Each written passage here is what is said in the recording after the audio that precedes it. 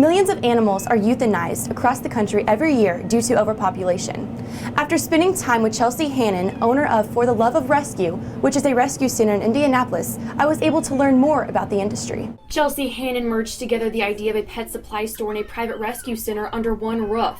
Basically what we are is a pet supply store, but we facilitate all of the adoptions of a local rescue.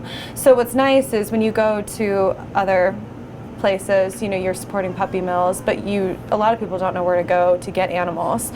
So I wanted to sort of have a rescue friendly version of those pet supply stores. So it's sort of your one-stop shop, but you're also going through a private rescue. There are some people who are not familiar with the difference between private rescue centers and public shelters.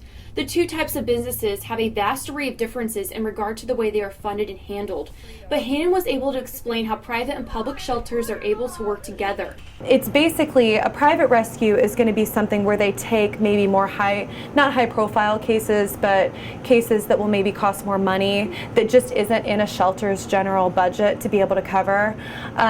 If they're overcrowded and it's starting to be a situation where they're going to have to be put on a euthanasia list, then a lot of times we'll come in and pull and see what we can do to lower those numbers, because if we don't, the shelters do the best they can. That's what they're set up for, but people don't donate. They'll come in and drop things off and never think about it again, but they don't give them food, they don't give them money to vaccinate them.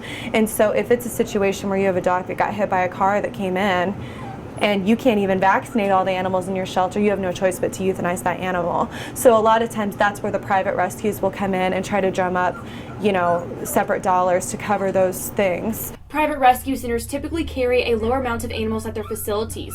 For the Love of Rescue, Hannon typically has around 20 animals at once, whereas public shelters have around 300.